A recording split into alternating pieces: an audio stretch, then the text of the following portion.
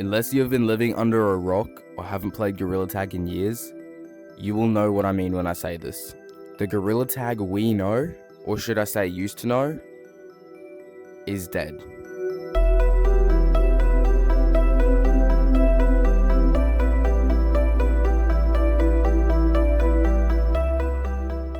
Now when I say dead, I don't mean nobody plays the game anymore, and that's definitely not the case. What I more so mean is that Another Axiom has completely lost the plot.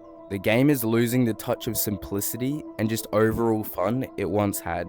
Now in this video, I'm going to be going over all of the flaws holding back Gorilla Tag from being the game it once was. And I will also be suggesting some changes, a few of which you may not agree with, especially the last one. Point 1. Capitalism. Alright, we're going to start off with a pretty obvious one.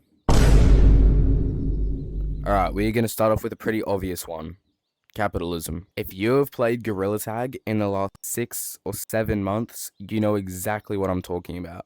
Gorilla Tag is slowly de-evolving into what can only be described as a money farm, an issue me and many other players have raised over the last few months. On February 6th of 2026, Gorilla Tag unveiled what I believe to be the peak of capitalism, a subscription service. Here's the advertisement video they used when it released. Feel free to skip to this timestamp if you've already watched it. Okay, we're launching the Gorilla Tag fan club this Friday, so listen up. Well, you've been banging on the walls for 5 years now, and we hear you. 20-player lobbies, we got them. Be the first to try new features, you know it. Exclusive members-only jacket, looking tough. You'll also get access to an exclusive members-only area in the Discord with code drops, sneak peeks, and the big boss Lemming himself will be making a regular appearance. Now, all of this is completely optional, and you'll still be able to join 20-player private rooms without joining the fan club. But if you want to get even more involved with this amazing community, play a bigger role in what we're building together, and gain access to all these fun features, you can join this Friday for $9.99 a month. And for full transparency, those funds will go right back into the game, fueling our ability to bring your most requested features to life. And if you join this weekend, you'll get a special launch edition of the members only jacket that will never come back.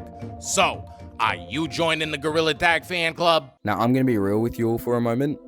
Gorilla Tag fan club wasn't that bad when it first released, just gave a few extra early access features and felt pretty optional. Fast forward about 3 months, the quote-unquote early access features still haven't been released to the non-paying player base, which feels a little bit off-putting to begin with. Another thing they've done is release way more features to only subscribed players, such as an entire map and kind of like a game mode, which hasn't been out in the main game since the GT3 badge came out. And it's not like I'm the only one who thinks of these changes like this. It's a relatively mutual opinion amongst the community. There is hope, however. Here is a screenshot of some recent messages by one of the developers at Another Axiom. And with that brings me to my second point. Point 2. Gimmicky bullshit. If you have taken a trip through City recently, this point should not be a surprise. Gorilla Tag has a lot of gimmicky maps now, and it is hurting the game, especially where they are located. This point won't be long, as it's a pretty simple issue and a pretty simple solution. Move the gimmick maps, such as Hover Park, Arcade, etc., out of Forest and City, and into the empty hall near Monkey Blocks. Here is some amazing concept work made by Funky.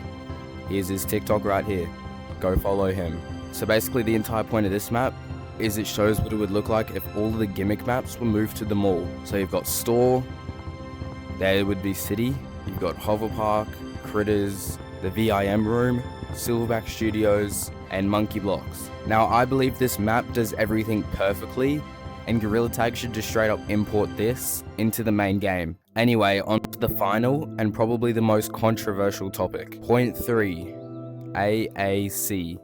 This will be the final and probably the most controversial topic I cover in this video. In June of 2025, Gorilla Tag released a new content creator program, dubbed the Another Axiom Creator Program, commonly referred to as the AA program or AAC program. Now, I am actually a part of this program, as you can see from the badge right here, and even though I'm literally in AAC, I don't believe the program should exist at all. As of currently recording, There are about 800 AACs. I shouldn't need to tell you, but that is a lot for something that is supposed to be a very exclusive and prestigious program. Now, regardless of how many people are in AAC, I don't believe it's necessary. Let me tell you the backstory of Gorilla Tag's creator programs. Pretty much back in 2022, Gorilla Tag was riddled with impersonators. It felt like you couldn't join a game without meeting a squeaker with the username JManCurly. And so naturally, people complained. And so on the 21st of April,